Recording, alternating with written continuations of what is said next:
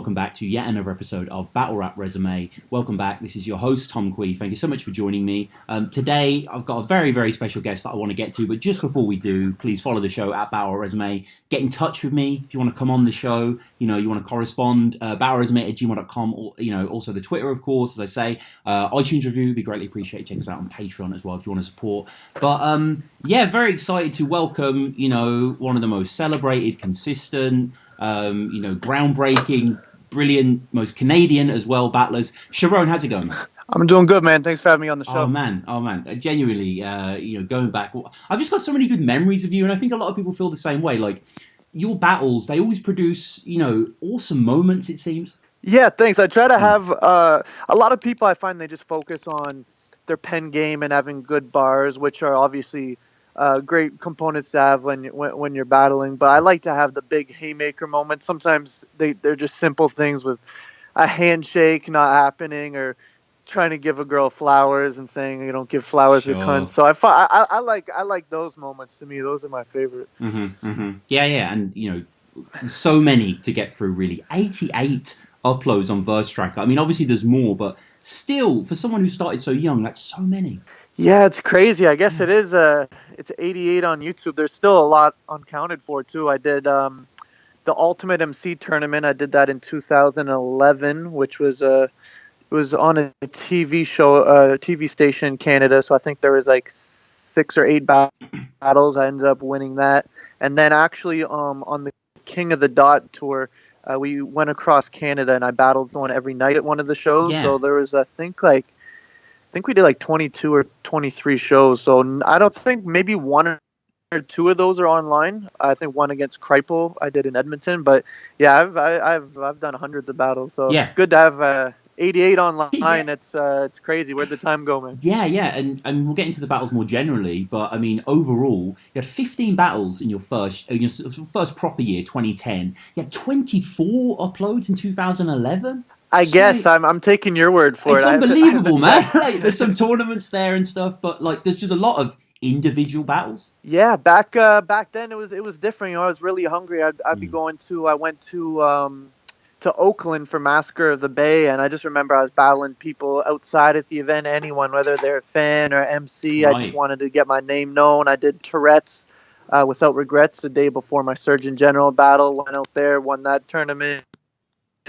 Just battled Amzilla in the hotel lobby that I uploaded.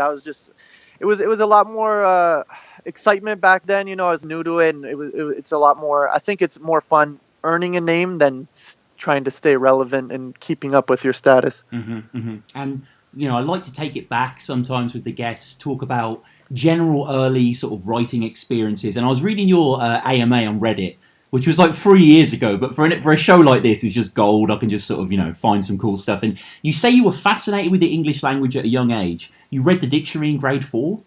Yeah, well, we had something called Deer where I was from. It was I was living in Winnipeg at the time, so it was called Drop Everything and Read. So we'd have to, for like half an hour of the day, just pick a book. And I always picked... I picked the dictionary and I was just reading it. I was competing in spelling bees and stuff. That's probably on the AMA too. Yeah, it is. Yeah. Yeah, I did some spelling bees. I think I won nothing like crazy, but I won like the class spelling bees. But I don't know. I didn't take it any further than that. But yeah, I just always like the English language and manipulating words. So yeah, I did read the dictionary at one point. And translating that into rap in general, like what were your first sort of musical influences? Well, I mean, I got introduced to rap at around probably 1999 to 2000 era. I think the first rap song I heard was The Way I Am by Eminem on MuchMusic. So whatever time that was around, probably 99. But I mean, before that, I was listening to a lot of old rock. I was listening to like Oasis. Right.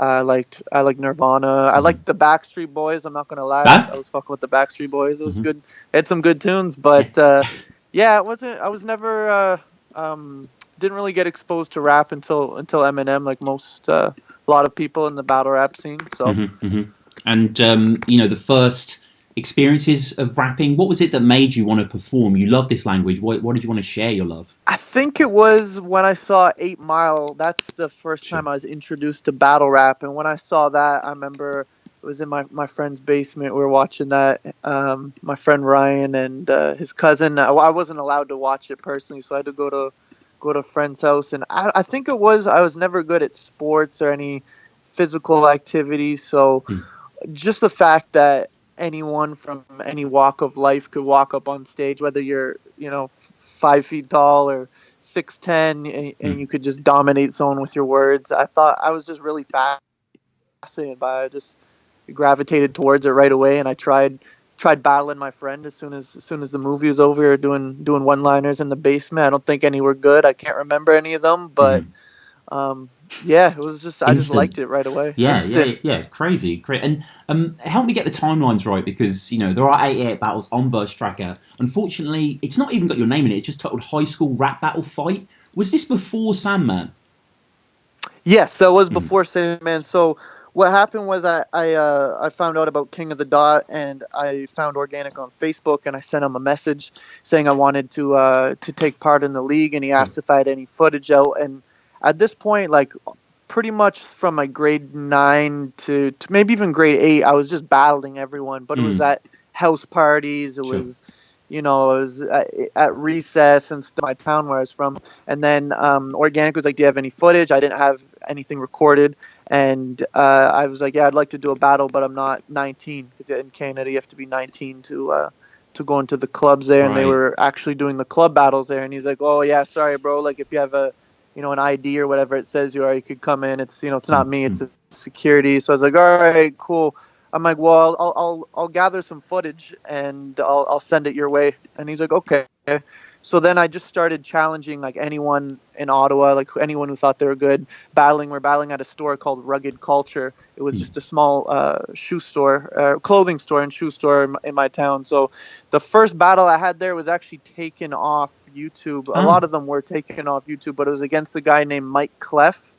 So we ended up doing 4 rounds there. And then I was every week. It was like every Thursday or Friday. I was calling someone new out, and we'd all meet up. I'd bring my crew. They'd bring their crew. We'd go battle. I probably did I think 5 or 6 of them. And then the Jordan Bennett one. So I was at St. Peter's High School. I was known as the best freestyle rapper there. Our rival school, St. Matt's, apparently this guy Bennett was the best. His friends were saying, he'd smoke me, and my friends were saying I'd smoke him. So we met up there and did the battle. Then I'll smack this guy. Why you got me battling the wackest guy from St. Matthew High? It's not you because my raps are fly. And I know everyone in your fucking school wish you're the one in the car crash that died. That's your fucking fuck you. What the fuck is your problem, buddy? You better fucking run away, bitch. And yeah, there was a death in the school. Sure. I forget when the timeline was that year. Maybe I think it was pretty recent actually. So everyone knew the person. Yeah. And it was originally a 3-round battle, and I didn't bring it up, but you've seen how cringe battles could be when it's not an actual battle environment. Like the people are just casual goers watching their friends battle. They don't understand battle rap at all. So they're like, "Yeah, we're going to do an OT round," but it's like I clearly killed them for the 3 rounds. And then we did an OT round, killed them. They're like, "We're going to do a bonus round." And like these were actually freestyle battles. We're like, I had a couple pre-meds, probably like a couple things I wanted to touch upon, but there was no script we were sticking to. And he was actually freestyling too. And he had probably like twice as many people as I had there. So they were, giving him a lot of reaction. And then for the bonus round, they were trying to boo me before I started, and I was like, "What the fuck's going on? Like, why are you guys trying to boo me?" And then I was just pissed off. So then I'm like, you know what? This is it. I'm just gonna say something. So I said, whatever the line was, "Why you got me battling the wackest guy from St. Matthew High? I bet everyone in your school wishes you were the one in the car crash that died."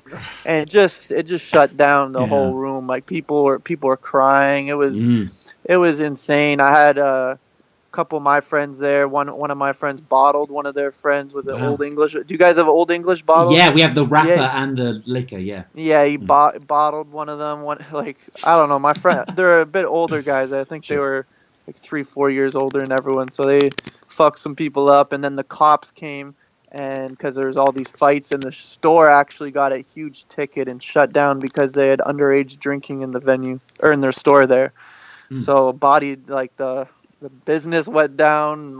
The relationship I have with anyone at school, I was friends with them. They were all pissed off. So it was quite the experience. And I sent it to Organic, and anyone who knows Organic knows he has a dark sense of humor. If you can tell by his tweets and his battles he's done. So he was like, "Holy shit, this is fucking amazing." At this point, I probably had like 600 views or something. It wasn't viral. It actually didn't go viral till like 3 years later. Yeah, because it's uploaded 2012. Yeah, exactly. So it's 09 or 08 it happened. Yeah, it was 08 or 09, I think. And then, Organic was like, "Yo, you're a fucking beast." I'm like, "Yeah, like, can you do one of those outdoor events?" And he's like, "Yeah, we'll do a Prove Yourself." So I started from, that's even below, people are familiar with Ground Zero. This was Prove Yourself, which they still have. This is like tryout edition. So we just met in kind of like a park. There was like 30 people there, and I battled Sandman. So that was my King of the Dot debut. I'm blazing you back like haze in a sack. I was going to say you've never been late in the past, but judging by the frame that you have, it looks like you're pregnant with an ape-inch giraffe. Oh, wait, there's no baby in that. This fake is just fat. Every day he looks in the mirror with his homeboys and puts on his J's and his cap and says to his Wiggers friends, "Does this make me look black?" It's kind of a more innocent time, isn't it? The fact that like there are loads of T-shirts advertised, just holding them up.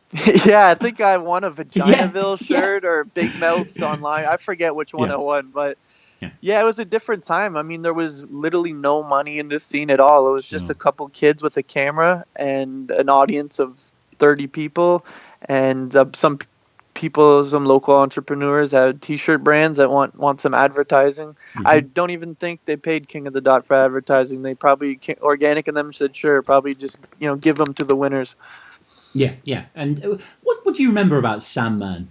Well, Sandman and I actually knew each other prior to that because I started practicing and honing my craft on a site called letsbeef.com, if you're familiar with that. Yeah.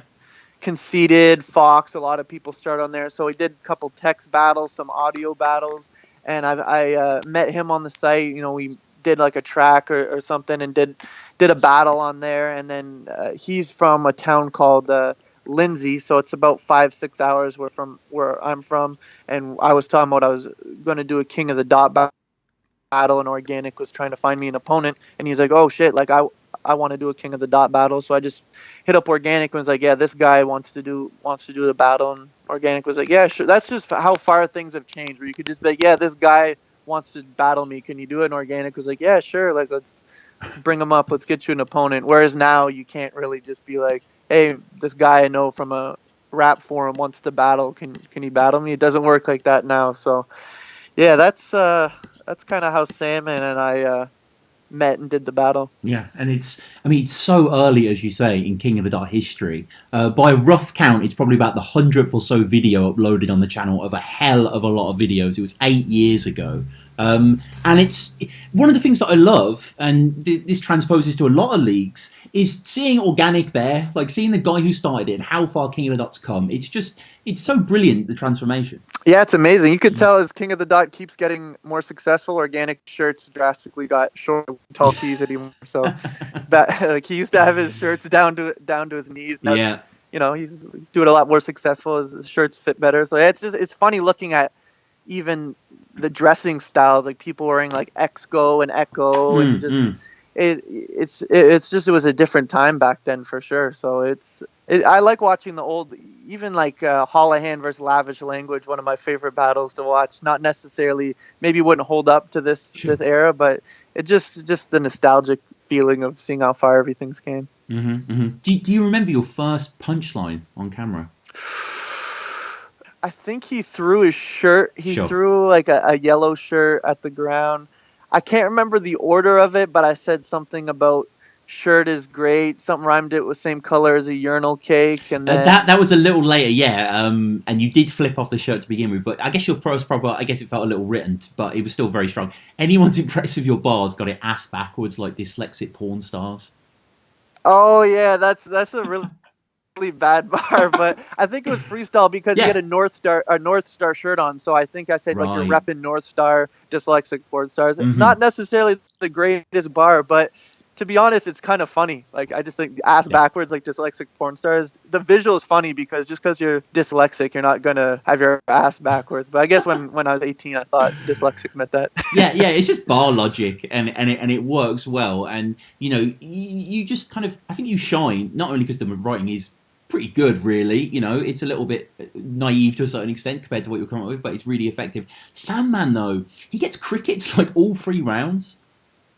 Yeah, Sandman was. I'm not sure. It just wasn't popping for Sandman. You know, he was saying he just didn't really have punchlines. He would just be like, "I'm gonna fucking smack him, beat him down like Rampage Jackson." Like there was no metaphors or bars. Even the dyslexic porn star, whether I think it's complete garbage now, I think it's funny, but it was at least a bar. It was a simile. There was something there, visual. His was just, I'm rapping, I'm beating you up, but at least, you know, have a simile with it. Yeah. It's kind of, you go on his verse tracker, and apparently he's done 13 battles, but it's one of those names where, I don't know, he's battled on sort of non-Canadian league. Shout out to Sandman. Maybe we need to get Sandman on the show one day. But I mean, all in all, you know, like what I love about your freestyle ability as well is pulling on things in the crowd, you know, and you say to him in a second, his mother sucked the amount of cocks on this jersey, and you point to the 8 on Organic's Raptor jersey. Yeah, I probably did. That was kind of like my parlor trick back in the day whenever there was jerseys in the crowd, incorporate that. So... yeah, and I remember Ryan PvP, so one of the co-founders of King of the Dot, he had a Chad Johnson jersey on, and I think Chad Johnson just changed his name at the time to Ocho for the jersey. So I think the setups were my raps rocking, why is this cat jocking? And I said, like, I'll beat him so bad he want to change his name like Chad Johnson. So yeah, and you know, it's just, I like things like that because it's a visual for the crowd to see. I thought it was supposed to be a freestyle battle back then. I didn't know if the Saurus and all these guys in grind time were writing. I thought that was all freestyle. You obviously win, and you have an interview at the end, and you say that you're coming for Holohan in the interview. Yeah, for sure. I was hungry from the start. I wanted to be the champion, you know. So Holohan was the champion at the time. It was funny because Holohan is one of my good friends right now. One of my I'd say like best friends in the battle rap scene. We talk on the phone a lot, and you know, he shows me his new music and everything he's got going.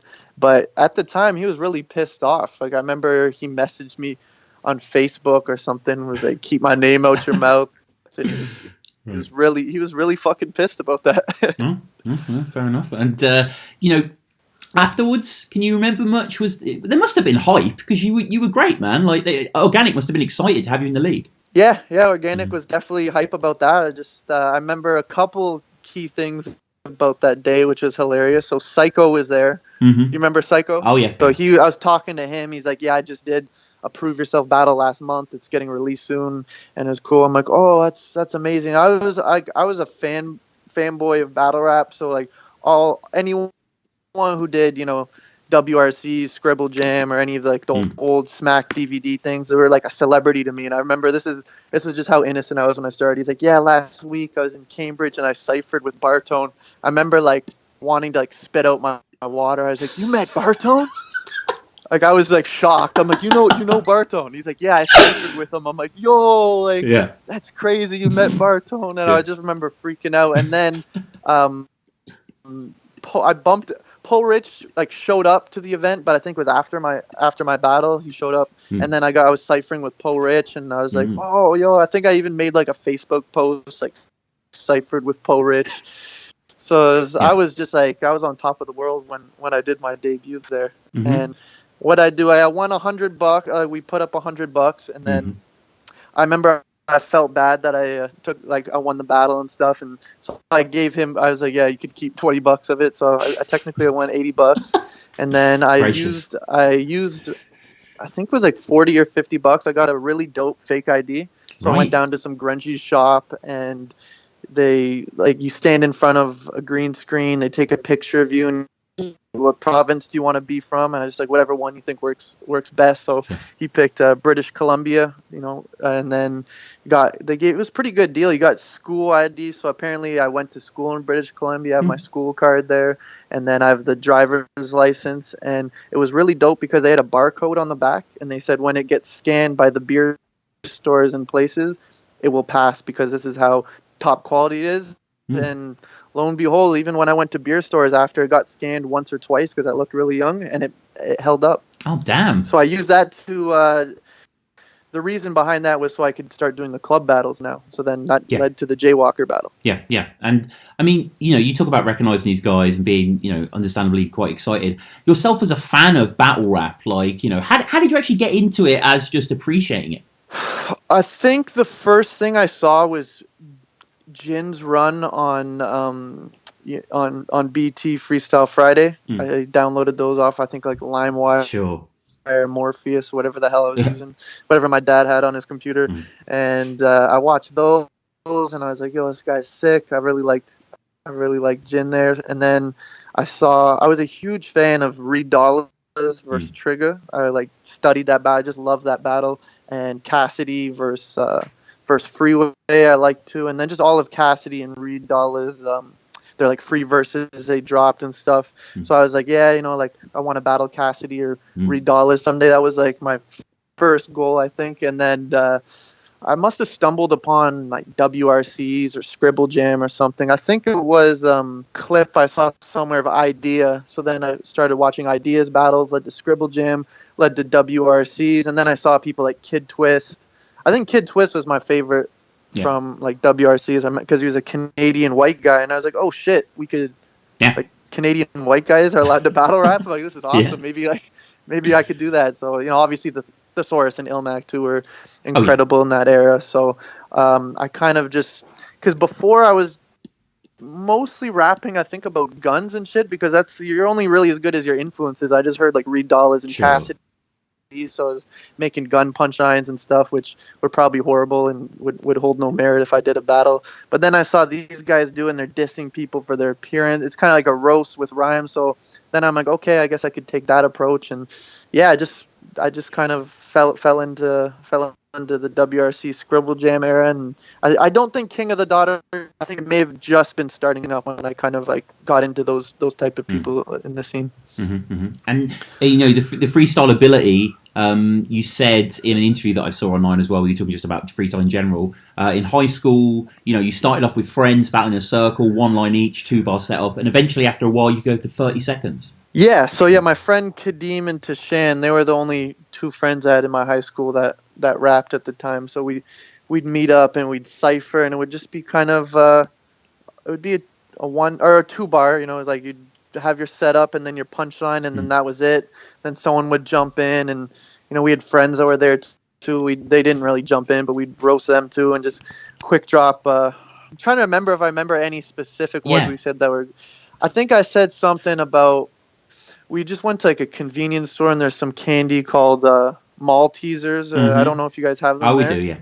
Oh, okay, yeah. So they're like like little chocolate balls or whatever. So I just said like forget what it was, but I said something. He likes chocolate balls. That's why I got a Malteser or something. Rhymed it with probably with pop heaters or something like that. And then I remember I was like a haymaker and everyone was going crazy. And then eventually, maybe like a month later, I think it was my friend Kadeem was the first one. He started doing like 4 and 6 bars. So I dropped like a 2-bar, and then he'd do that, and then he'd drop another one and like spit some filler and get to a punchline. I was like, oh shit, like this guy could, he could go off. So then I was like, okay, now I gotta learn how to keep going. You get your filler words, your crutch words. I think mine was, and I keep going. I always changes. I don't know why it changes, but everyone has their filler word, and sometimes it depends what you're going through in life or whatever, it changes. So mine was I keep going. So boom, drop my punchline and say, and I keep going, and then do another punchline, and I think I'd probably say I keep going after everything to give you that split second so your brain could process the next line. And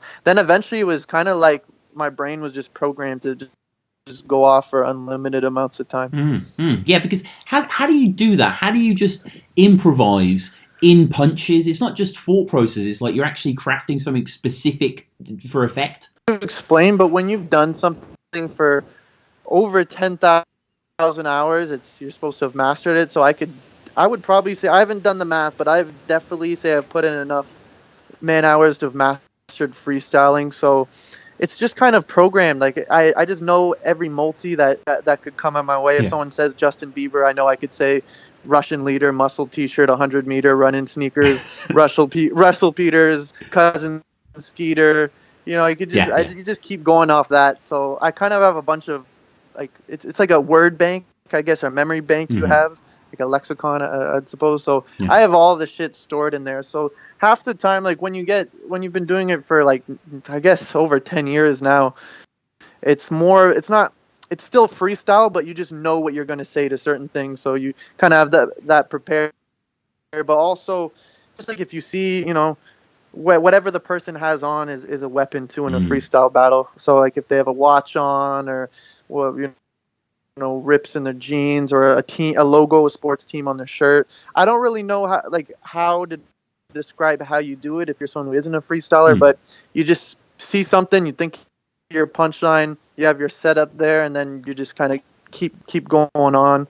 And then a trick is obviously to have a couple lines you repeat when you're scrambling. Like Iron Solomon had couldn't get only time you got 5 mics was in a gay orgy. He dropped that probably in like 8 battles online. Right.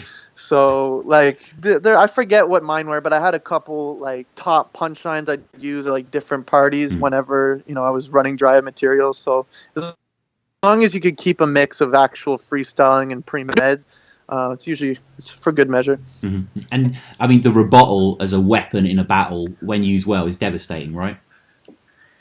Yeah, I think it's the most overlooked aspect, especially in this era. A lot of people, it's a completely different era. It's a written era, but I mean, if you're rebuttaling for the sake of rebuttaling and it just doesn't land, I don't give you points for that. I don't say, well, yeah, this guy did 2 rebuttals. If they're both shit, if they're shit rebuttals, they're shit rebuttals. But like, well, my Serious Jones battle, it's not out yet, but he had this whole 8 Mile thing. He was saying, have you seen the battle? I haven't actually seen it, no. Yeah, it's not on YouTube, but he had the whole thing. He was saying, he was calling me Sharon, and he's like, and Sharon's parents had a real good marriage, and did the whole, 8 Mile thing. And then I flipped that. I forget what I said. Something like Sharon's parents had a good marriage. Something I'd never do. And I'm like, I'll flip that to prove I'm 8 miles ahead of you, because how you trying to clown me with that? Those aren't real battle facts. How can I be Eminem when you've never made a recovery aftermath? Oh. And like the whole, damn. Like the whole crowd, it was crazy. It was like definitely one of my better rebuttals, but that was his biggest line. So, I mean, if you look at that round, that's his biggest line, it's his biggest moment of the round. And then I flip his biggest line and it gets more reaction. I think that it really sways the momentum. And then when you start off the round, like your written round, you have prepared, the crowd's already on your side and they're already screaming 1-0 or 2-0. Like they're already like, oh, this guy's cooking. So, I mean, when you drop a devastating rebuttal on someone, I think it's probably the hardest thing to combat against as an opponent, when someone drops a big rebuttal on you. And so you battled a lot, as I said earlier, in 2010. A lot of people. How did you find it early on? Did you find you were like top of the pack? Did you get your ass beat a few times? So a lot of these battles I haven't seen. Yeah, I mean, a lot of these battles were, let's see, it was Locust, Sandman, then it was Sosh, Jaywalker. There was Locust.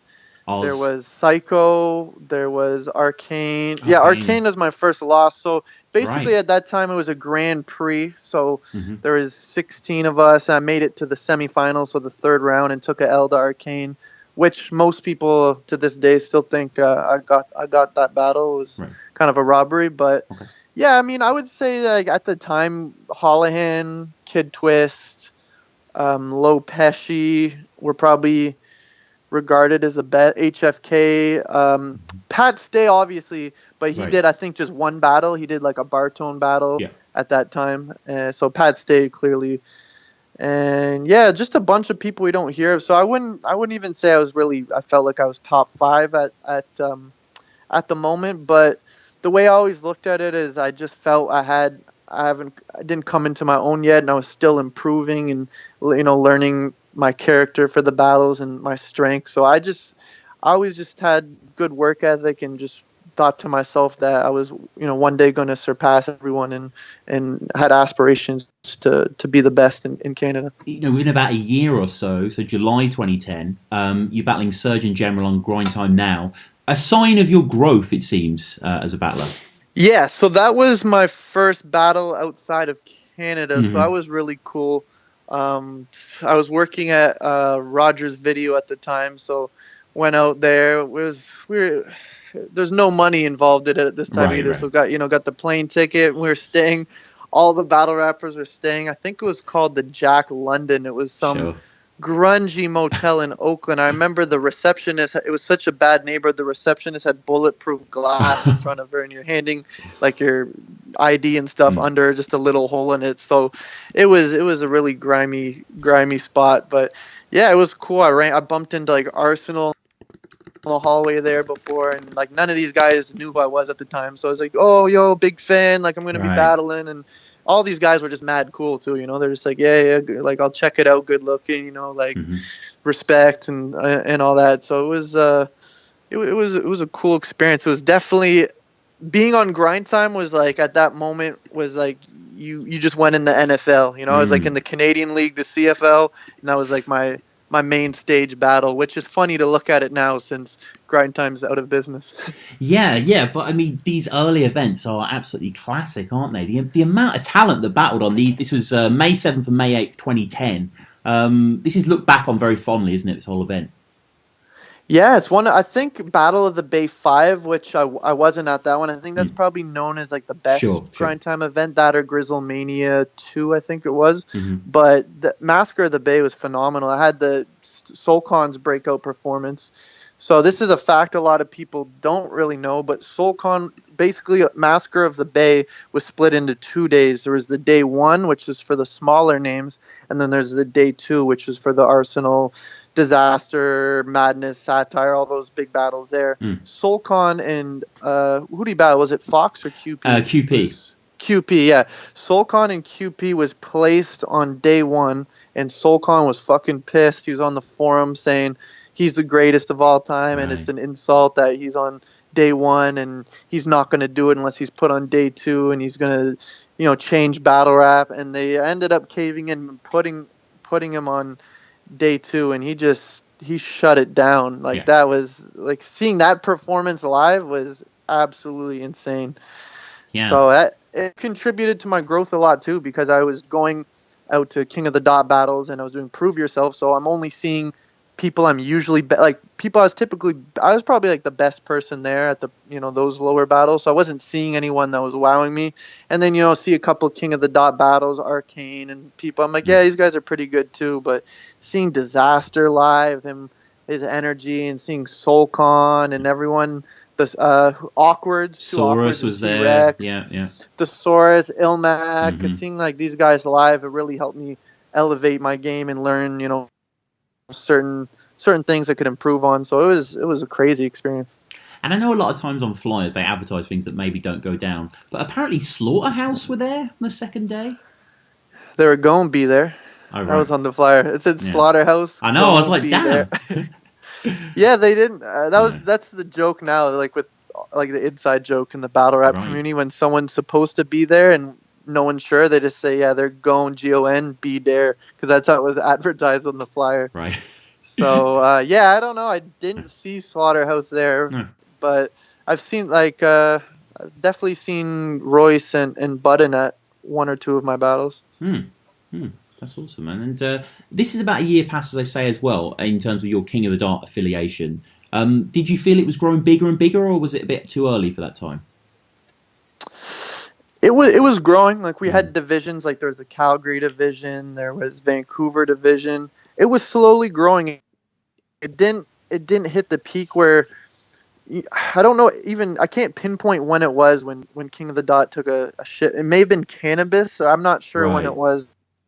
When it really took off, and then there was the Drake cosign a year after, which really helped out too. So shout out to Drake for that. But it was slowly building up. It was getting a bit bigger, but I mean at the time we were only getting, I think my battles were getting 10 to 40,000 views. It was nothing too crazy. You first teamed up on camera, at least, with Tricky P against Solcon and Kalmus at World Dom. Well, he was like, oh, motherfucker, hold on, this verse needs a retrial. I was giving words of encouragement, meanwhile, like, hey, jackass, learn how to freestyle.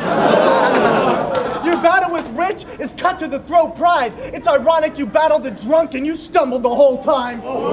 Fun experience teaming up? That was a great time. I think, yeah, that was the only time I think Tricky P and I ever teamed up. But yeah, it was my first 2-on-2 battle, which was a lot different and was stressful too, because I'm more, even though I could freestyle, I like having my stuff ready like a week in advance, just to have it polished and just to eliminate any chance of choking. But Tricky P likes writing stuff the morning of and the night before.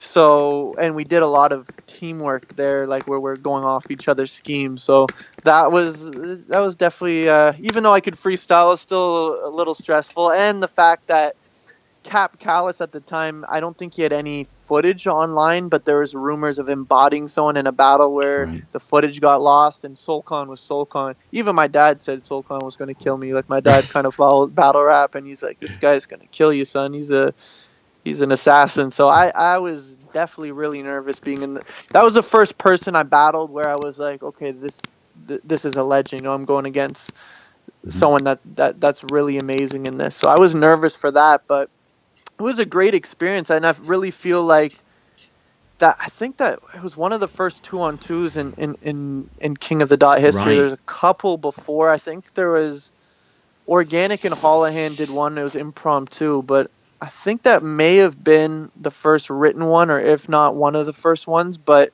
people loved it. Like, we were supposed to get slaughtered, obviously, and then a lot of people had us winning the battle. It was a crazy experience, and Tricky P and I kind of innovated. A lot of times 2-on-2s, people were just spitting a bar and then their opponent spits a bar, but Tricky P and I like wanted to do it where we go dun-dun-dun-dun-dun, and he jumps in, who the fuck is this guy, and we're going off each other's schemes. So I kind of feel like after that came out, a lot of people, it elevated the 2-on-2 game where people were being a little more creative and jumping into other doing things with each other, as opposed to just have one person spitting their bars and you standing there while you get to your scheme. So that was really cool. And then soon after, they had the 2-on-2 Grand Prix, like the next and that your main partnership was with HFK, wasn't it? Yeah, HFK and I teamed up. I wanted to be with Tricky P originally, just because we did that one battle and we it worked out great. But he won. He was a childhood best friends with Feel Good, who actually ended up passing away. I guess a year or two or a little while ago. So rest in peace to Feel Good. So he went with Feel Good, and then I don't really know how it happened. HFK and I were friends, and I think he may have been the first, besides Organic, the first person from King of the Dot out on Facebook and reached out to, saying I was a fan of. So I think we were at an event, and it was just a mutual, like, let's be partners for this.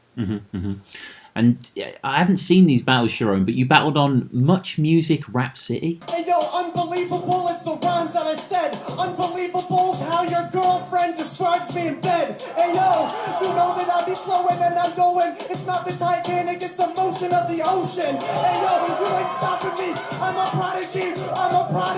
You ain't really stopping me. Know that I'm a prodigy. You ain't really stopping me. Hey yo, he's dope. Reverse psychology. Hey yo. Yes. So, MuchMusic. Do you guys have anything like that in the UK? No. What, like a music channel, is it, or like MTV, or? Yeah, it's our version of MTV. So they play music videos.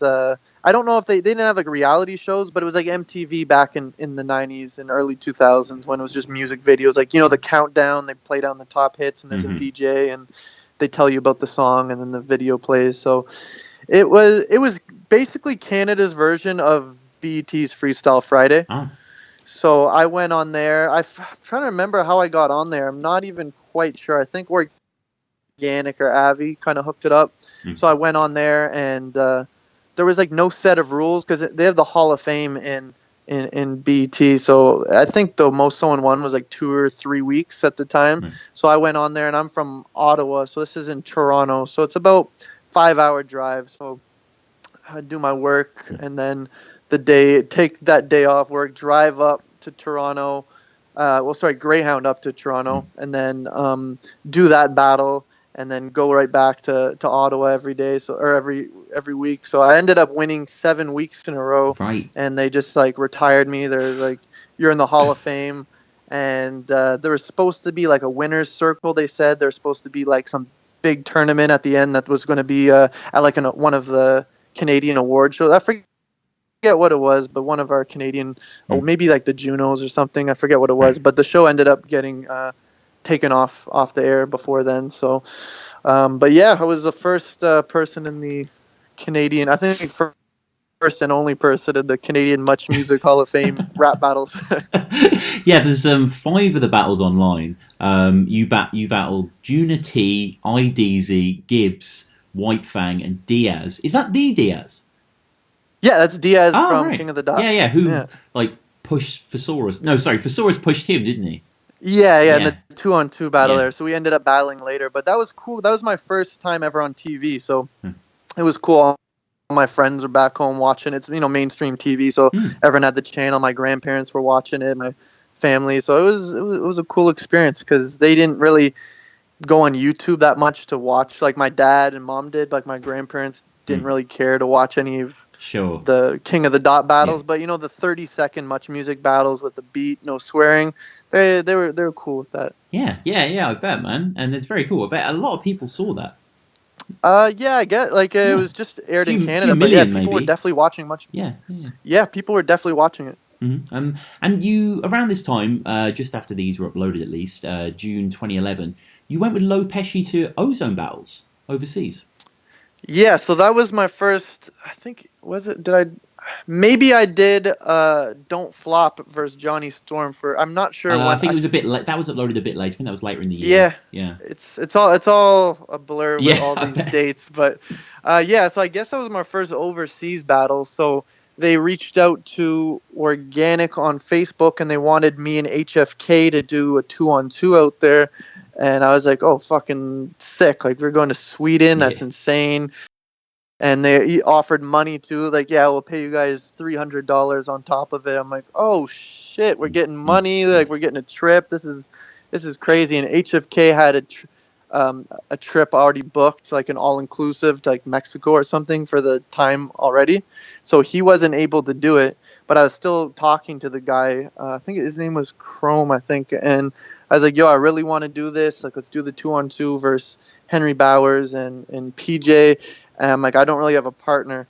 And he was just like, who would do this? Who would do this? And at the time, Low Pesci and I kind of had a feud. It wasn't like we actually hated each other, but he was like he was the top guy in Canada at the time, even more so, even over Pat, believe it or not, at the time. So I was always trying to get the Low Pesci battle and, posting shots and jabs at him. But then I was like, all right, well, maybe what about Low Pesci? And then I hit up Low Pesci and was like, yeah, I have this opportunity here, Sweden, 2-on-2. And he was like, yeah, for sure. Like, that's insane. We get to travel. We get to get paid 100%. Let's do it. And like at the time, I don't know I think it was the league's idea. Like, oh, this is going to, people are going to lose their shit when they see you guys teamed up since there's like a known feud. So they wanted to keep it secret. So it was CHARRON. And then it says secret teammate on the flyer. And then against those guys. So then the battle happened and it dropped, and everyone on the forums and stuff like, oh shit, CHARRON and Low Pesci teamed up. And it was exactly how you'd picture. Low Pesci choked pretty much every round. And I actually practiced with him so much the night before that I memorized his material. So it's actually really funny. You could hear him choking, and then I'll drop his line like, Band of Brothers, and he'd be like, yeah, Band of Brothers, and go in and do his bar. So and then he would choke, and I'd have something prepared with him, and I'm like kind of choking because like he didn't say his line, so I can't say mine, so then I have to freestyle. So it was kind of a mess, but it was fun.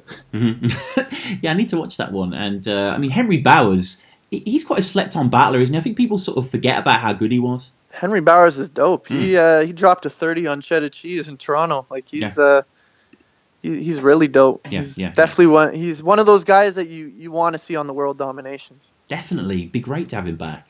Like, in one of those sort of formats. That would be awesome. How do you have a baby face with rapist traits?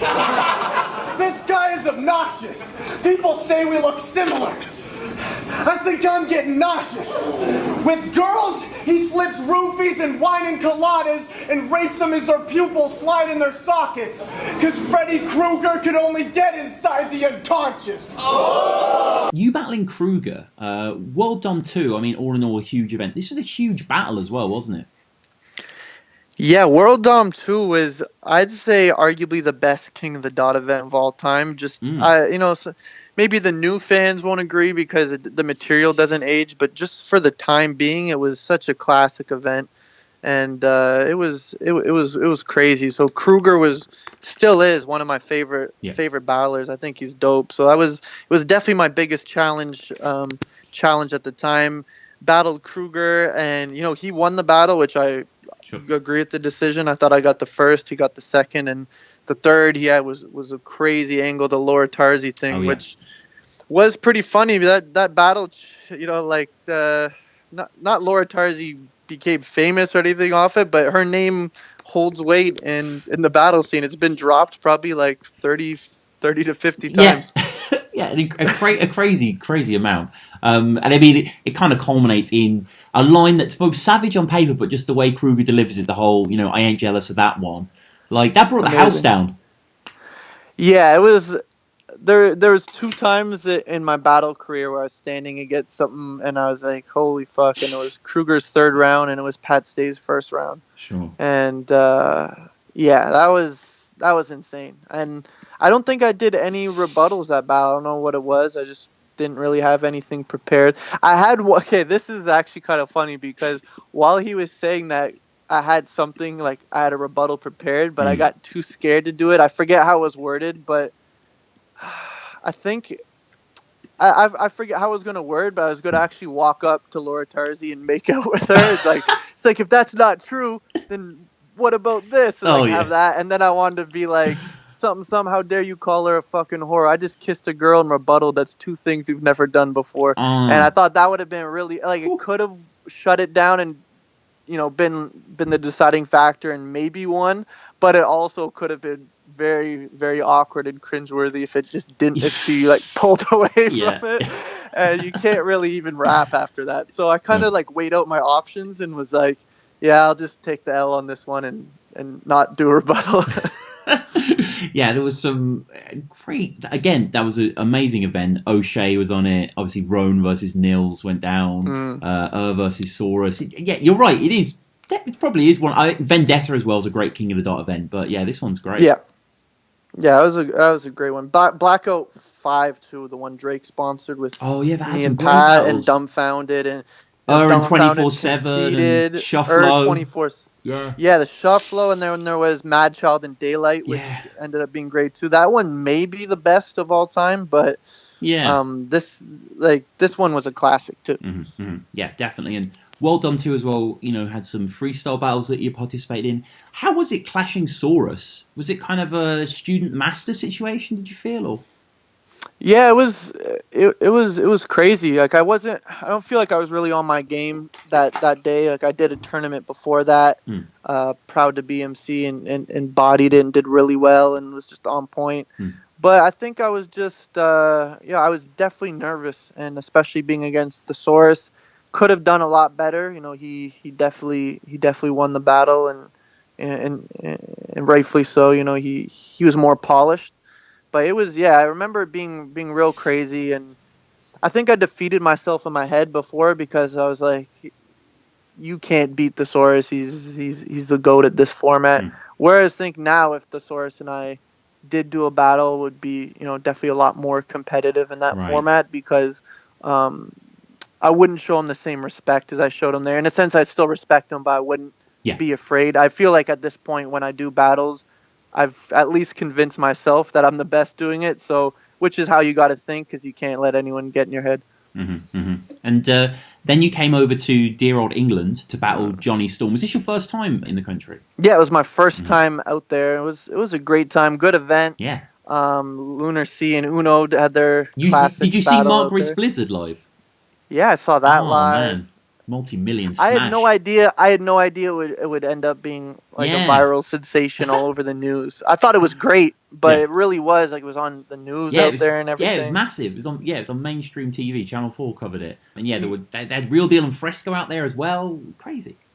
Yeah, it was a good event. I did a tournament actually the day before. It was I don't even know what you guys call it, but it was like a little freestyle tournament. It probably had a name towards it.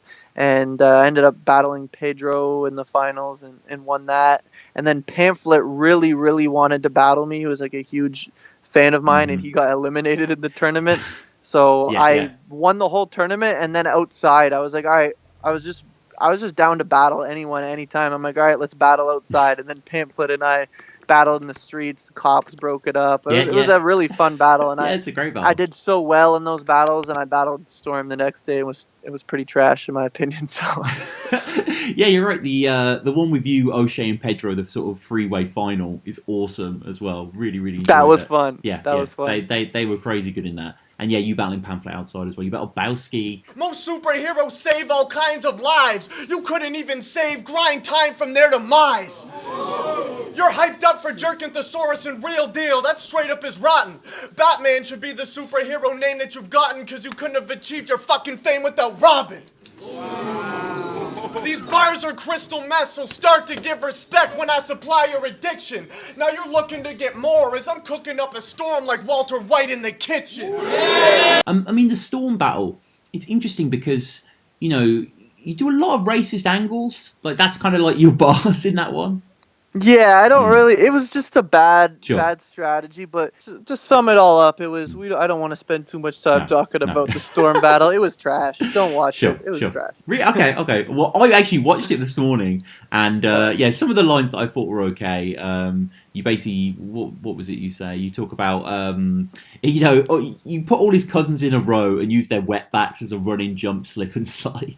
Yeah, genius. I know, groundbreaking. Pretty surreal. But yeah, all in all, a kind of okay battle. But moving on, you must have felt, I don't know, a bit of a higher, standing as a battler. You've been overseas a few times now. You battled a fair bit, a few years.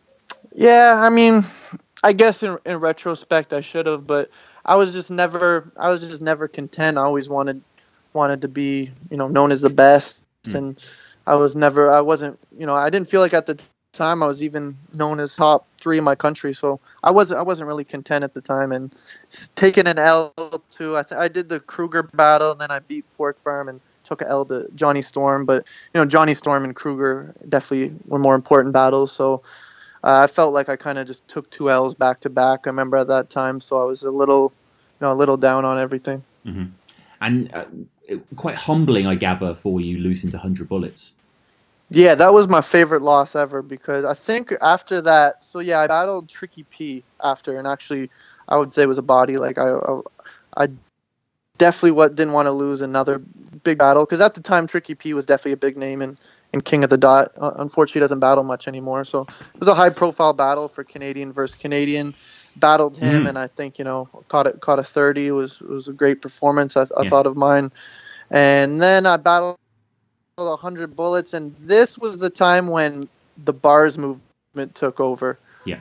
So everyone could pinpoint the time where they're at when the bars took over, the renaissance of pen games and everything. So. Thesaurus was like Thesaurus. I battled Pumpkinhead. Rest in peace to Pumpkinhead at that event. And Thesaurus got pretty much crickets. It was a lot of jokes and fat jokes and stuff. And you look like this person and this person. And I battled 100 Bullets. Did a lot of your white jokes. And he was Pumpkinhead and Bullets were just rapping. They had their bars or slow it downs or bring it back, whatever the shit they're doing. They were scheming heavy. Yes, word association. They were going heavy with the, I forget what Bullets. There's something about saying races, and then he was naming all these races, and he's like, "That's why you're racist," or whatever it was. And I didn't really get it at the time, but people were loving it. And I saw Thesaurus suck in that battle. I sucked in my battle versus Bullets. We both took out. Then I realized. You got to adapt, you got to change with the times. Like people were really going with their pen games, and people were holding a lot more merit to not that I'd say I have like a top pen game, but there was just bars and, you know, less jokes. So yeah, after that I really just focused on adapting, because just like anything with business, a lot of stores are going out of bit. We have Sears going out of business here just because they don't know how to adapt with the times. It's a technology based and digital based environment these days, and if you keep the methods from the old school methods, eventually they get replaced. So whether people like battle rap or not for what it is now, as a battler, you're forced to at least adapt to the times, and or you go out of business. Yeah, definitely. And it's very telling going through your list of battles. You have all your solo battles and then a smattering of freestyle battles. We've sort of discussed MuchMusic, Rap City, and, you know, the World Dom stuff and the Don't Flop stuff. And you've got 3 battles on 106 and Park. Yeah, I was the last grand champion on 106 and Park. Right, that's crazy, man. It was more so like 10 battles, I believe. Yeah. But a lot of them were taken offline. Yeah, and you're cool to see in the thumbnail for the Interstates Fats one. I think you're rocking the World Dom a t-shirt.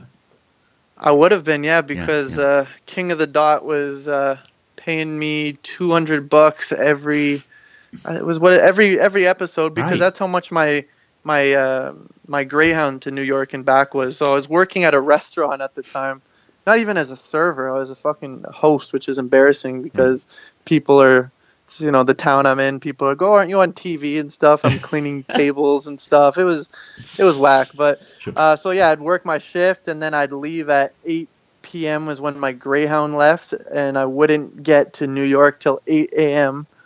So it's, you know, 12-hour overnight Greyhound ride, which is not too comfortable.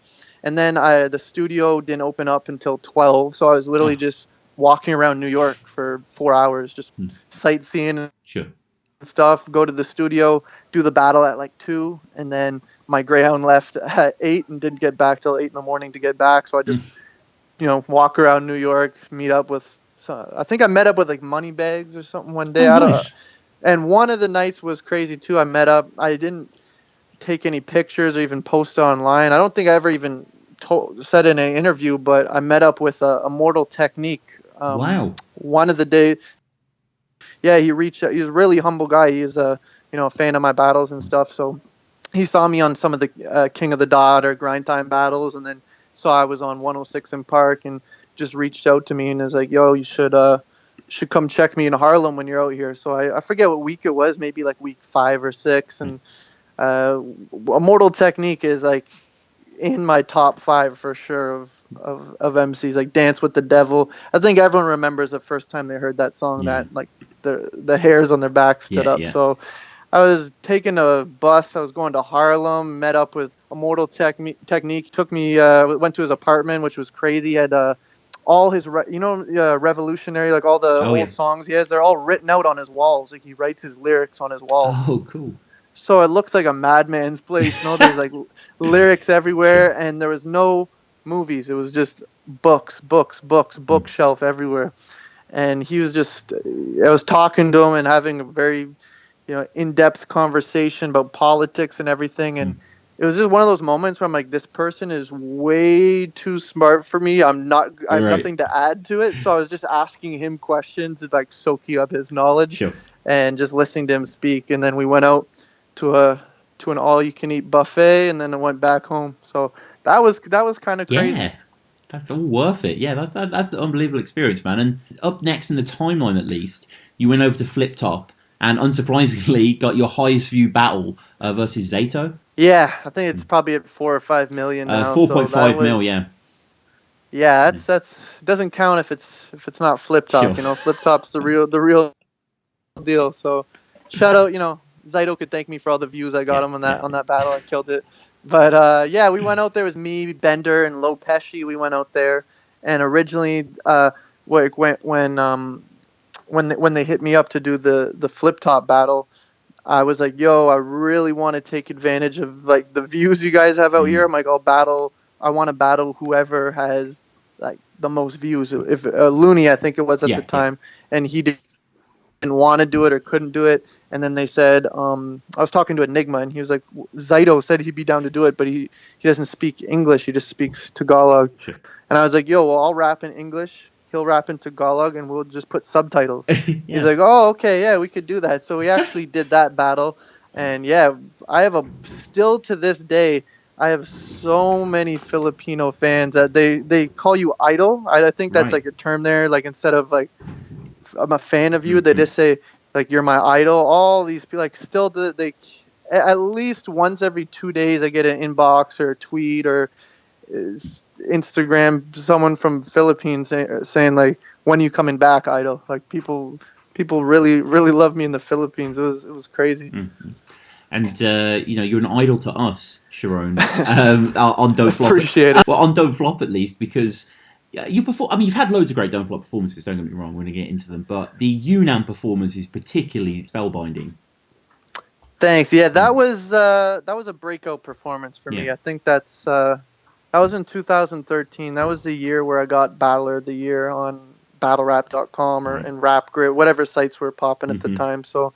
Which was crazy because it's for Smack and King, everyone. Yo, he tore a C. He talked about the back of his shirt like he's hard as fuck. TORC. Tommy's obviously a retarded cunt.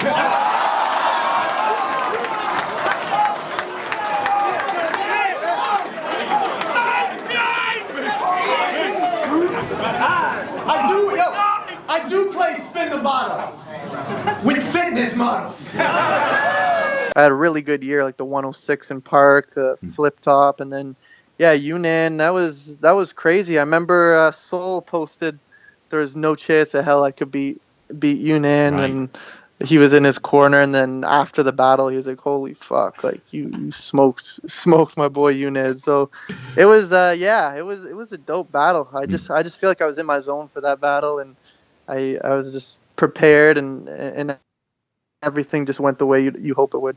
Had you watched much Yunnan beforehand? Yeah, I was a fan of Yunnan. We were actually supposed to battle a year before. It was supposed to be me and Tricky P. I forget what event, but we were supposed to battle. Shoddy and Yunnan. I forget all of the bars that was supposed to be happening, but we had like 2 or 3 rounds prepared. Like Shoddy had to back out like 3 days before or something. Right.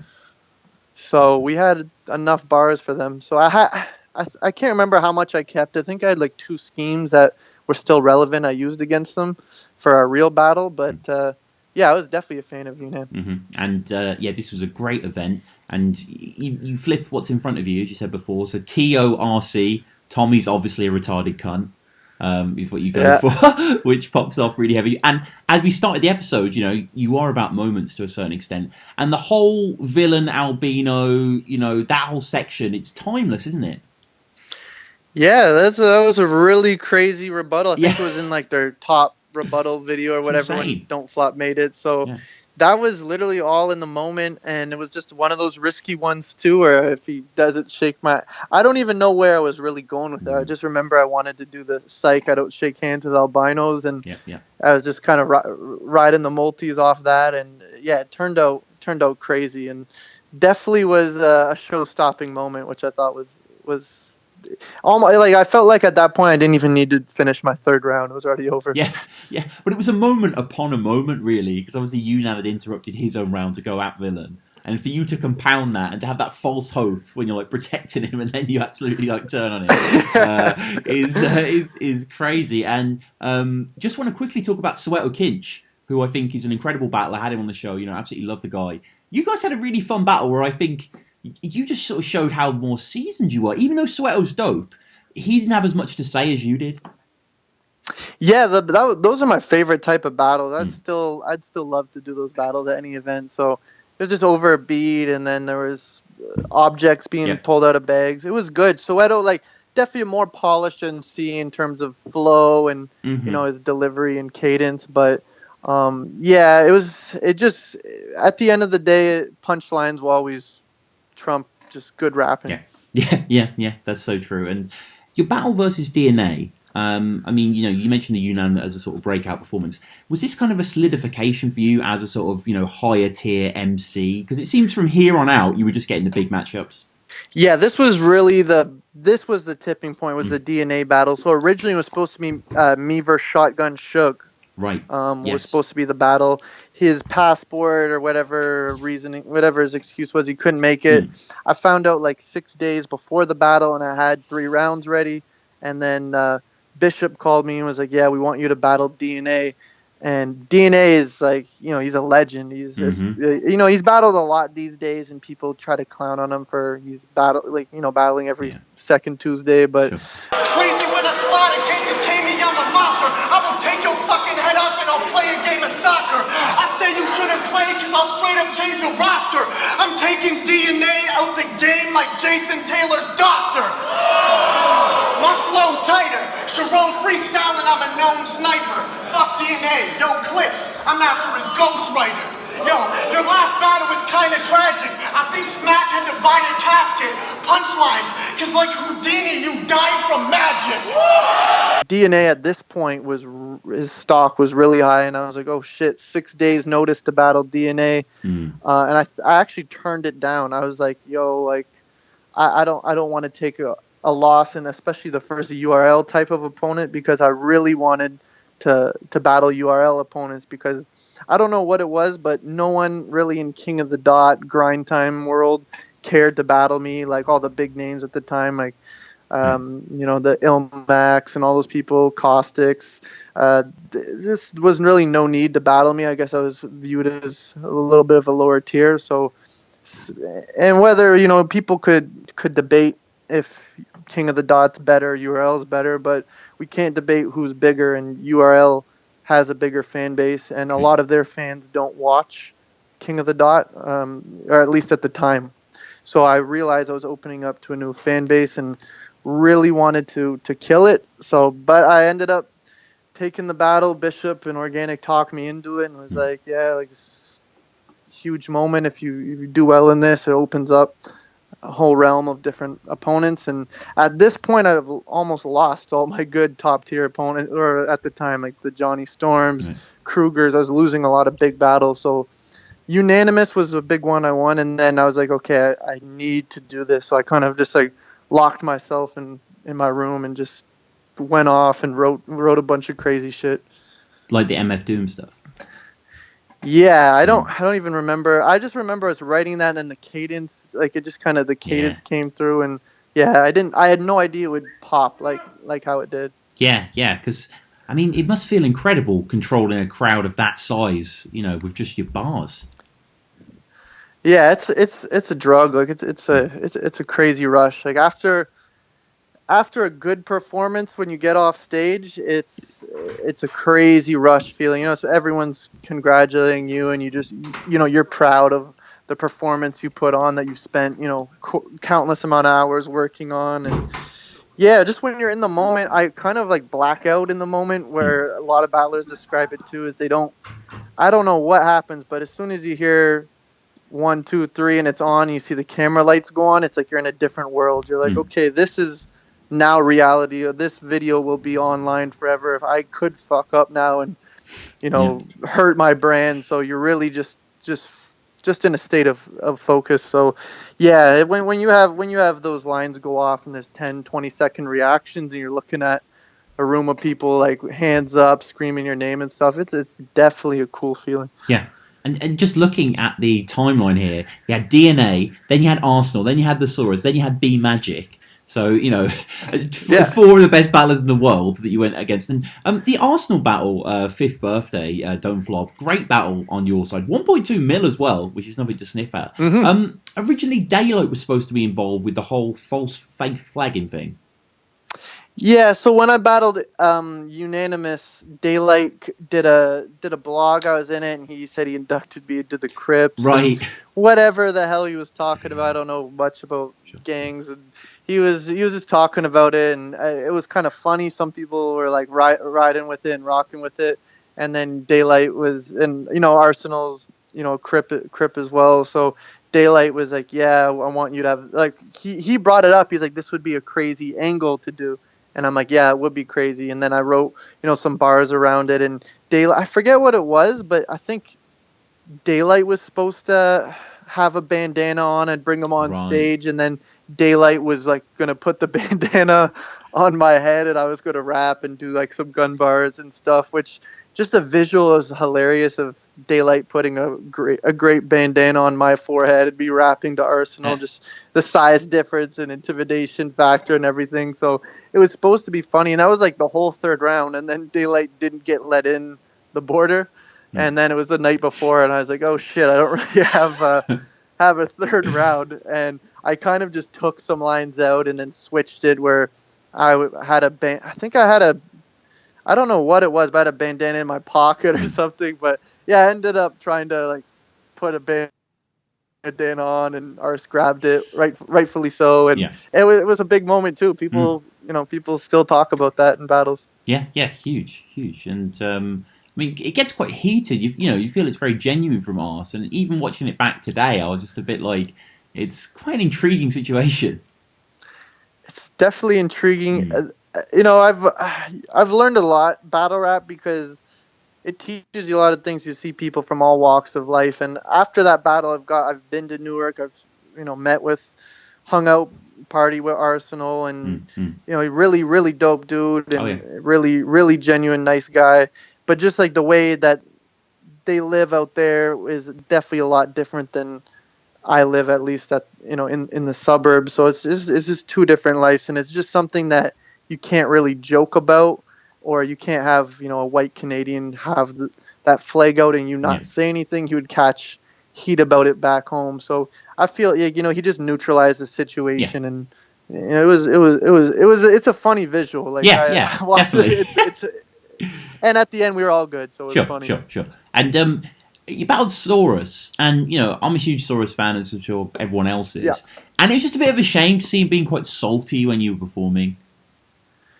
Yeah, I mean, Thesaurus was probably my least favorite opponent I've battled against in the moment, just because, like, when you're performing and stuff, especially like, let's say if the crowd's not reacting, it will throw off your motivation and your confidence, and then you have your stuff memorized in such a strict order in these written battles that little things, like I think it may have been Lex Luthor who said he choked one time because he locked eyes with someone in the crowd. Like, it just like forgot his bars. Like, little weird things could throw you off. So seeing someone throw up their hands and all that stuff, it kind of throws you off. Sirius Jones was doing that a lot in our battle too, and it's just kind of annoying. And I try. I've obviously everyone's done it a couple times, but I try not to, talk over my opponent's bars or make hand gestures or anything, because I feel like it's just a little disrespect. Yeah, definitely. And in the B Magic battle, I see you wearing the Big L shirt, and he's a huge influence on you, right? Yeah, Big L is definitely one of my favorite rappers, if not my favorite. Just the punchlines, he has punchlines every bar, so he's definitely one of my favorites. So had to rock the shirt, Yeah. No, he is incredible. Like, if no one's actually listened to it, which I'm sure there's some people out there, like he's very punch driven, isn't he? He's very battle rappy, and Street Struck is a fucking great song from that album. Yeah, he was just went too soon, unfortunately, but crazy. And B Magic, what a writer! I mean, I know his modern stuff perhaps isn't as heralded, but you battled him pretty much in his prime. Yeah, it was definitely in his prime. It was, I remember because, I talk to 100 Bullets a lot on the phone when, if I get, like, a battle, because I get offered battles at least, like, every week or two, small leagues, all this. I turn most of them down. I remember, B Magic is obviously a name you don't turn down, but I remember asking him, saying, do you think I should turn down this battle because B Magic's gonna fucking kill me? And he's like, yeah, I don't know, B Magic might smoke you. And I was like, I was thinking of not doing the battle because, well, first of all, it's in New Jersey. Everyone was just basically saying New Jersey, like, you get hyped up by the white crowds, like the black crowd, and New Jersey's not gonna like your shit. Which I was like, maybe they will, maybe they won't. And then B Magic is just punch. So I just remember, like, I wrote a lot of punchlines for the battle, and then just tried to talk to him about being more versatile with his material. And I think I had one line where it was like, showed him I forget what it was, but I was and Rozelle showing him the different elements of battling. So people really, I ended up from most people's opinions, winning that battle, and it was pretty huge because a lot of people were second guessing if I'd be good in front of that crowd. Yeah, and that Aunt Viv punch will change crazy. Oh, thanks. Yeah. For the B-man, because he punches every bar, and I'm more of like a concept and a punch on like the fourth bar usually. So for that one, kind of changed my style too, where it's more I try to punch a little more often now. And we've got to talk about the Shotgun Suge battle. I fucking love the Shotgun Suge battle, man. Yo, you're tight with Tsunami. Think he popping a tool? I bet they're screaming Tsunami when you hop in the pool. You wanna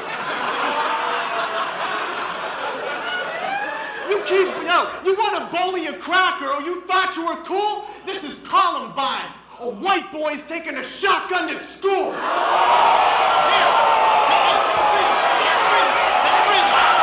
Not only did it birth a catchphrase, it was just an incredible thing to go down. And almost better, I guess, that he went down here than on King of the Dot.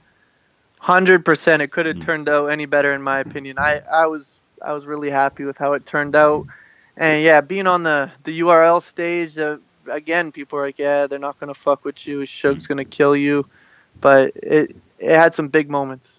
Huge moments. And I love the way it's staged as well, because it allows for the crowd to interact. Like, when you do the Columbine line, which is still, so, because like there's been a few sort of, I don't know if you heard Tony D did a Columbine bar, like getting schooled when I'm killing you. And it's like, I don't know, I thought in the back of my head, I was like, well, CHARRON's already done the best Columbine bar that's ever going to go down. And like, did you know that was going to pop? Because it kind of feels like it's kind of got a powder keg. You know what? I thought it would, because when I was battling Shotgun Suge in Toronto, when I was writing my rounds, that was my closer to round one, and I knew it was a strong bar. But I think what really helped out was the fact that I won the coin toss. He went first. He pocket checked me, and he was bullying me, in a sense where trying to overpower me, get in my face, and put hands on me, and it just added to the element of the line. It like made it seem like some people think I've asked me if it was a rebuttal, which it wasn't. It was written, but it just sometimes battles write themselves out where you write something and then your opponent does something right beforehand that just enhances your punchline. Yeah. And when you deliver the shotgun punchline, I just love how the tide of people flows forward. Just everyone just going crazy over this line, and rightly so, and it's just brilliant to watch. And you throw money at him as well, and it's a definition of a style clash, isn't it? In the best possible way. I would like to say that it could be like the definition of a style clash. Like if someone says, "Show me a style clash," I feel like that could be one, like the one that you show people. Yeah. And a battle where you and your opponent complement each other to the extent where there's such long history. You and Pat Stay. I mean, this is arguably one of the most highly anticipated King of the Dot battles ever, right? His girl fucks for money, can't afford a rent. She gave you multiple STDs and there's more you'll get. She treats it like Maple Leaf coaches when you're erect. Pat burns because she'll ride your Peter if you give that whore a check. Yeah, that was a crazy experience. And to me, I feel like that was the last title match in King of the Dot history. I just feel like after that, there was no storylines. Like, sure. I like Head Ice and Cortez, but even though maybe you could argue there's a storyline, there's nothing there for me. The thing I liked about that is this was like talked about like for 2-3 years in a sense of like a Mayweather McGregor thing. Will it ever happen? Will CHARRON get his chance at Pat Stay? So when that was announced, that was crazy. I've always had a vision in my mind that I'd get a chance to battle Pat for the crown of Canada. And just before we get into the battle in depth, a little further, in Shotgun Suge, you debut the "Look at Me When I'm Killing You." I mean, that's been such a brand, right? Yeah, that was impromptu as well. Like that was not planned at all. I was just, like I said, it's kind of like a drug when you're on stage, and I was feeling myself, and he had his back turned to me, and I can't tell you what was going through my mind when I did it, but yeah, I turned him around and just said, "Look at me, I'm killing you," and he kind of walked up on me and backed me up on the stage a bit, and back came in. I don't know what it was, but people just love that. People just love seeing someone just, talk down on someone. It's just pretty disrespectful thing to say, like, look at me when I'm killing you. So, people that it got that's parodied part a of the lot. brand. I mean, Shufflo mentioned it in the dialect battle. Yeah, I think there's like There's a Minnesota Loop compilation video of it. Yeah, there is. Yeah. There's probably some more since then. Yeah, I've done it a couple times, but I've always wanted to create something that people parody a lot. Like You Mad Right Now, and everyone always does the You Mad Right Nows, and there's a bunch of those that get remixed a lot. And I never had anything that was like, I guess, good enough to get remixed. And as soon as I did that got like remixed, like at a bunch of events. So I was pretty happy about that one. Yeah. I need to figure out another one that will be a big moment people remix. And you called him out in your first ever King of the Dot battle. He provided very contentious, controversial in the Pat Stay match. What was the whole Holohan situation in that battle? So essentially, Holohan and Pat Stay were, best friends growing up and rap partners and whatnot. And I think they're like almost forced into battling. Like Organic really wanted them to battle. So they ended up battling each other. And the way Holohan has explained it to me was Holohan wanted to use a bunch of crazy personals and make it like an insane match. And Pat said to him, supposedly, let's just, let's keep it rap and we could bring up some things, but nothing that would ruin our friendship or whatnot. And Holohan was like, all right. So Holohan, for the most part, kept it pretty civil and pretty rap. And then Pat brought up a lot of things that Holohan didn't expect him to bring up because he thought he was under the pretense it was going to be, keep it rap and not personal. So he was pretty salty about that, and it kind of affected their friendship. And then in the actual third round itself, provided quite, a lot of people think you lost the battle because Holohan couldn't be involved. Yeah, I could definitely see that too. So essentially, the third round, what it was I was gonna bring up the fact that Holohan and Pat Stay had this agreement, and I was gonna actually, what it was I was gonna say I was using a bunch of dirt that Holohan gave me for Pat Stay, and then Holohan was gonna be on his side. And then I was going to say something, whatever it is with the rhymes. And if all this is true, Holohan switch over to my side. And Holohan was going to switch over to my side. And then I was going to be like, these were some more angles that Holohan was going to use. But you kind of tricked him into not using it. And then use a bunch of, I won't bring them up since, I'm boys with Pat and wouldn't do that. But a bunch of other crazy angles that would be kind of, like I just didn't do it in the moment because without Holohan there, it just didn't add any legitimacy to it.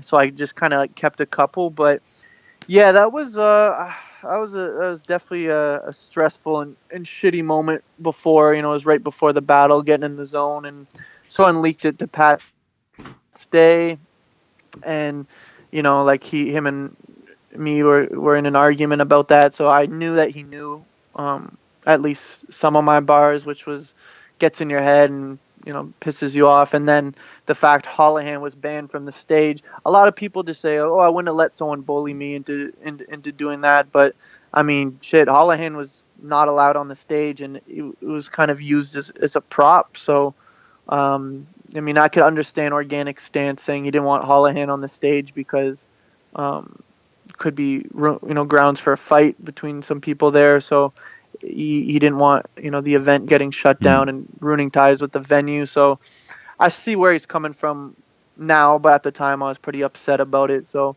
that was like the only battle I remember. Like I was so excited to do the battle, and then as soon as all that happened, I remember being on stage and just being like, fuck it, let's get this over. I really wasn't excited to do the battle, and I didn't really have much of a lot of things were structured around that I couldn't use, so it was a lot of like mismatched like throwaways and stuff, and I don't think I ended up choking, but I probably like stuttered through a couple parts. It wasn't the way I wanted it to be. And your third towards the end as well, very confessional, wasn't it, about sort of like your earlier days?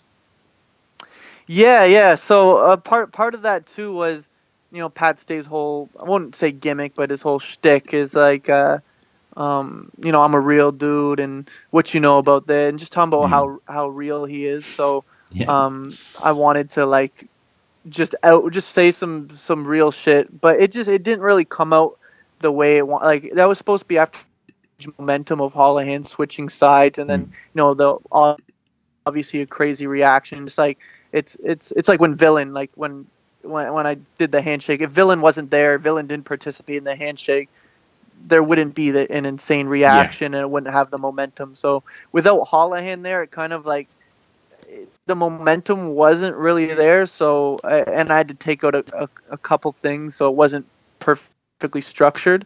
But yeah, so I was diagnosed with, well, everyone has ADD, but nonverbal learning disorder when I was in like grade 7 or 8. So it's on the autism spectrum, kind of similar to Asperger's. Sure. So yeah, I brought that up in there, and you know what? It didn't really go off. I think it got some reaction, but I've had a bunch of people who've messaged me like about that round, probably more so than any other round, minus like the Philippines battle, saying how much it inspired them, that they have this and that, whether it's a learning disability or depression, anxiety, and that round kind of inspired them and gave them motivation or made them happy and whatnot. So a lot of moms too. I don't know. I think like some Facebook group or something posted, all the Facebook group. Yeah. So I've had some people, I don't even think they're battle rap fans, like some moms message me like, oh yeah, my son has Asperger's or a form of autism, and it's so cool seeing you go out there and do that. So I don't regret the battle in a sense that it had a powerful and good impact on some people, but I was definitely very upset with how it turned out and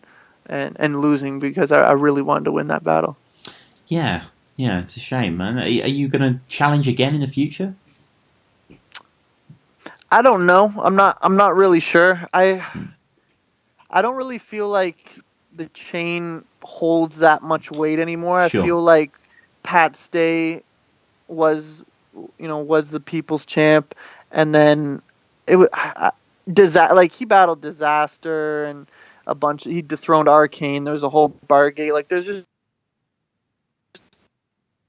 like even Pat Stay versus Arcane. It was like everyone wanted Pat to be the champ for so long, kind of like how they want Big K to be the champ right now, and he finally got it. And Arcane's the big bad guy. He battles Arcane. Then Disaster was kind of like the people's champ as well. They battle. Then he battled Daylight and he battled me. So I feel like after Pat and I had their battle, like I didn't much care for the Ilmac battle or any of the Roan battles with the title, and I did not like Ice and Cortez. It was kind of a boring match. So I don't know. I just kind of feel like there would be no point. But the only reason I would do it is I still have a bunch of fans that really want to see me win the title, and I feel like I might, take a title match just for them, because a lot of like my day one supporters want to see me with the title. But like you win the title, then you lose eventually, then you turn into you washed up, fell off, public enemy #1. So there's a lot of cons having the title. Yeah, no, I think you're right. And a battle I just want to touch on briefly, you versus Dotz, which I love for your performance. I think you sound fantastic. I mean, you laugh there. I'm guessing you're thinking of Dotz, because again, what's his problem, man? He has such a problem with you freestyling, but you're so good. I don't know what his issue was. I'm laughing just because I'm remembering how funny it was. And I were laughing really hard after we went out for some drinks, and he was, remember back in the day, like Scribble Jam, where you'd be spitting writtens, and then someone would have like that quill motion, like how people wrote back in, like you're writing, and Dotz is complaining about like freestyling. We're like, wow. Battle rap has really changed. Like someone's getting mad, so it's freestyling. We're doing the temple tap, like pointing to our head, and we're going, he's going off the top. He's going off, like it was a cheating or something. So we thought it was like just really funny that Dotz was pissed that I was freestyling. Yeah, it was.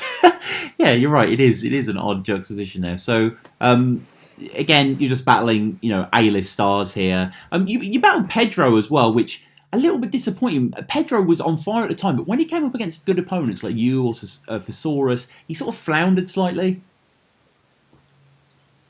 Yeah, I think he got it in his head, probably is what it was. He was comfortable battling people he felt superior than, but then when it came to someone that is ranked higher than him, he probably just, got in his head a bit. Yeah, you're probably right.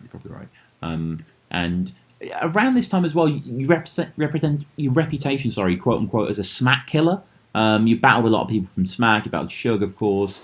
Arsenal, K-Shine coming up this period. What do you think of that title? I think it was. I think I gave myself that. Okay. I didn't. I think I said it in the John battle. I was talking about, battling Smack because it was just kind of working for me. Like anytime I battled a Smack rapper, I feel like it was always a great performance, and I kind of had a formula to win, and I just enjoyed it, and it got more views. So I wanted to battle Tay Roc, and I remember calling out Tay Roc a couple times, and I think it was just a segue between a bar. I just said the Smack Killer, and then that was it though. But I never said anything more than that. Then people were saying, "Oh, CHARRON's called himself the Smack Killer," which I guess I did, but it's not like I did like a 5-bar setup and I'm like, "That's why I'm the Smack Killer." It was just Smack Killer, and just stuck with it. But it's just kind of branding, I did that, and then DNA later came up with the PG Killer, and he's battling all these PG people, and then I think there's someone else. Someone's calling themselves now the King of the Dot Killer or something. So it just kind of, I think it's good branding because then all the Smack guys are like, "Oh, you ain't no Smack Killer. You got to battle me," and then you're getting bigger matchups. Yeah, definitely. And I mean, you talk about Tay Roc there, which happened February of this year, 2017. We're right at the end of the year at the moment. You're just battling less and less, it seems. Is that just because you can just command these higher days for yourself? You don't need to work as hard in that sense, or? Yeah, the reason being more so I just feel less is more, and people always complain about DNA and Charlie Clips because they battle so often, and people are just kind of sick of it. So for me, I just like doing high profile battles and one to two, maybe 3 battles a year if it makes sense. But it's also I've been doing it for about 9 years now on this YouTube level, and it's just kind of eventually you're like, what the fuck do I rap about now? You've kind of ran out of ideas and stuff. So I just want to make sure I'm always motivated for every battle, and I only want to battle people that have something I feel like I could say against them. I don't really care to battle any up and comers I'm not familiar with, just to give them a shot. So yeah, I guess that's more so the main reason why I'm not battling as much. But shit, if I was offered a Holiday Dawn and Disaster and Loaded Lux all next month, I'd probably take those battles. Yeah. But you were in Bodied recently, right? Yeah, I did. We shot it last, I don't know, it seems so long ago. I think we shot it in maybe July of 2015. Okay. So it was definitely a long time in the making. But I got to see it at the film festival TIFF in Toronto, and it's a great movie. It's really getting solid reviews. And yeah, Tom, as a battle rap fan yourself, you'll fucking love it. It's literally someone made a movie for if you're someone make a movie about something I could completely get, and it's Kid Twist wrote it, so he's talking about multis, preparing slogans. It's literally battle. It's not some corny guy from Hollywood wrote a movie on battle rap and had Will Ferrell in it and parody the whole scene. It's literally what battle rap is, and Kid Twist did such a phenomenal job at portraying what it's like being a battle rapper. Yeah. All the reviews have been crazy. I think it was top of the film festivals. Rotten Tomatoes scores out of the so happy for Joseph Kahn and Kid Twist and all you guys involved. Have you seen it yet? Yeah, I saw it at the film festival, and it was really crazy. It was packed in Toronto for it, and I was actually supposed to battle Big T at the film festival, but he couldn't get across. So, I got three Big Terrence rounds for anyone who wants to buy them off me. Holy shit! King of the Ronalds is listening, I think. think they're definitely interested. But so I mean, obviously, without giving any spoilers away, it must have been crazy to see yourself on the big screen. That must be surreal. Yeah, it was really cool. Like Paul Rosenberg was there too, Eminem's manager. Eminem wasn't there. You know, he was advertised as going to be there, but just like Slaughterhouse didn't show up. But it was a great experience, and filming it was funny because honestly, and I like Disaster, but it was just funny being on set with Disaster. He literally thought he was the fucking director of this movie, and he was like, Disaster is a lunatic, and I say this with respect. Disaster is a very talented individual and a good actor too, but he is absolutely insane, and he was just bossing around the makeup artist, all that. I felt like he was my boss. He was like, Sharon, you need to be doing this. You're doing this. It's like you're selling something. You're moving your hands. He's like, you need to be more natural. Do all this. He's like, you're screwing it up. And Joseph Kahn's like, yeah, like, don't worry, you're doing fine. Oh, that's crazy. So many battles to get through. I actually put online just that we were obviously doing this and got a few questions that we'll go through. First question from Connor. I think he's quoting one of your bars here. I don't actually know this bar. Does Sharon not still not sob like Boston backwards? Classic bar, yes. Right. Against Charlie Clips. Oh yeah. Okay, yeah. I was just scheming, like I was on a multi. I forget what the Toronto Raptors probably. I don't know what I was. Body Catcher. I don't know, but I was just writing stuff that rhymed with it, and Boston backwards ended up rhyming with it. And I'm like, oh, what is Boston backwards? It was not sob. And I'm like, I don't know. It was one of those things where I realized it probably wasn't good. I called up a few people, and they're like, yeah, it's all right. I'm like, I don't know. I guess I thought it was. I kind of knew it was shit, but I still said it anyways. And yeah, people are having a good laugh at it, but it is what it is. I still won a battle against Charlie Clips using it. So yeah. And Ashley James just wants to remind you about On Point Like a Stegosaurus. Same battle as well. Yes, Charlie Clips, my opener actually. Oh right. Okay. Crafty says, "Are you still going to attempt to beat the freestyle world record?" Yes, I really, really want to do that. It was supposed to be done in England actually, but backed out on it last second, and then I've been in talks with King of the Dot for doing it for a while, but we just want it done right. And also I have actually practiced, and I've done it up until 6 hours, and my voice really gets really hoarse, and it's in like a bunch of pain. It's hard to describe, but I just feel like I'm losing my voice. And I've never really, I guess I could have went on for longer, so I just kind of feel like I want to one day just try to go for like at least it would be two, because I want to do 24 hours, but I don't really have time to just do that for a whole day. And like, I don't know. I don't even know where I'd be doing. I'd probably be thrown in a mental asylum for talking to myself for 24 hours practicing. But yeah, 6 hours, and it was boring as fuck too. It was not fun.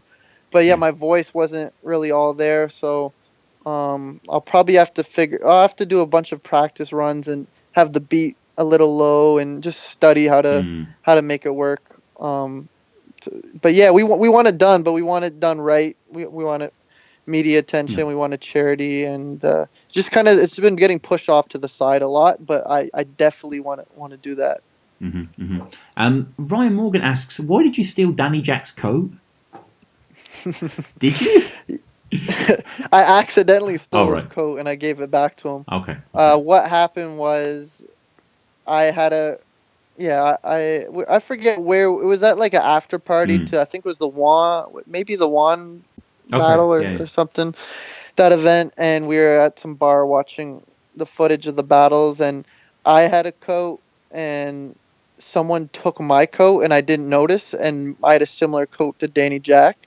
So I didn't get my coat back, so someone had my coat, and I was looking for my coat, and it looked similar to Danny Jack's, and I just kind of assumed it was my coat because they're both black, and I couldn't find my coat, so I put it on, and then I got to wherever I was staying at the hotel, and I realized I had like lighters and stuff I don't have, and check the wallet. It was a different wallet. It was Danny Jack. I have his ID and shit. So then I hit up and I'm like, yo, I have Danny Jack's wallet, his coat. And I guess someone saw me, like, I forget if we're catching an Uber. I think it was probably like an Uber getting into it, and someone was like trying to yell from far away to grab my attention because I had Danny Jack's jacket, and then I like went off in the Uber. So everyone's like, "Yo, CHARRON proper robbed Danny Jack." Philip Cox asks, "Who do you rate as the top 5 freestylers in battle rap?" It's ironic you asked me to write it for a freestyler. Of all time, Idea, Juice, DNA, Charlie Clips, and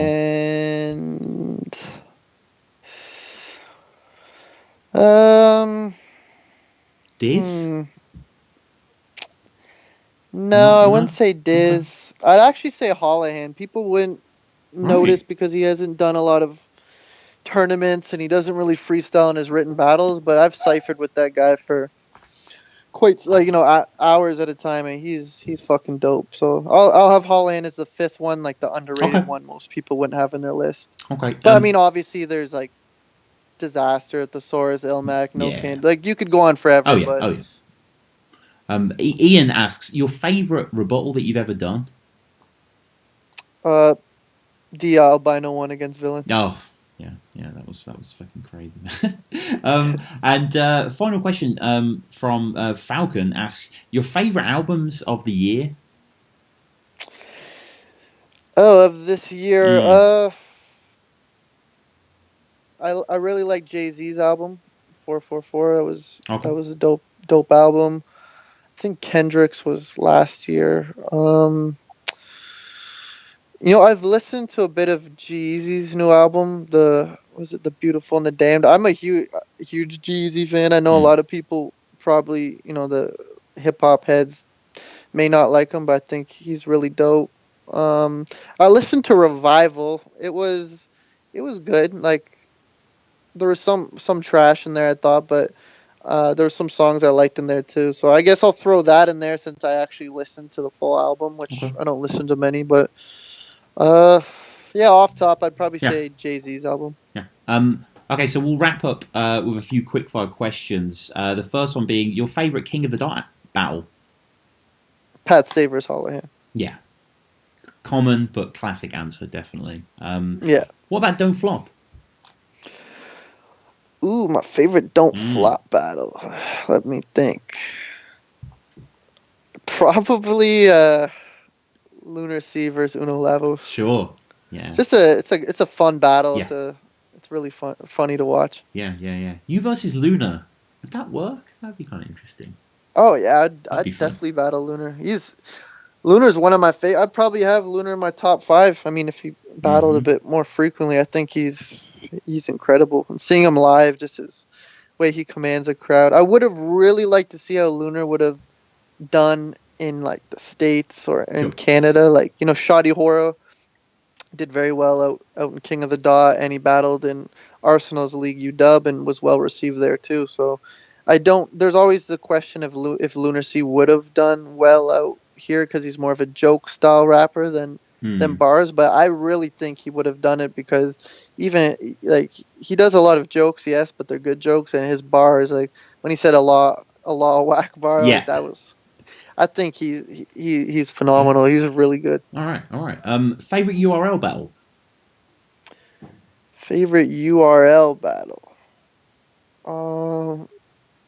I'll name a couple. Like Loaded Lux and Calico is probably a generic answer, but that was just kind of crazy that you gonna get this work and everything. Just the show Loaded Lux put on.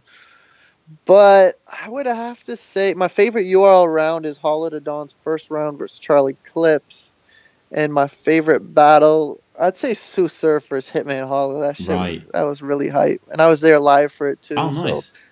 So it's when I battled Suge. But yeah, just Hitman Hollow, his aggression and stage presence is insane, and Sue Surf too. Just the way he raps and his legitimacy. Like some people, I don't have it like where I could rap and people are like, oh yeah, like I believe what you're saying. This guy beats people up and fucks people's moms. Like, but like when Sue Surf says shit, I'm like, yo, Sue Surf, you may actually have like, it just sounds believable. So I just love the way he raps.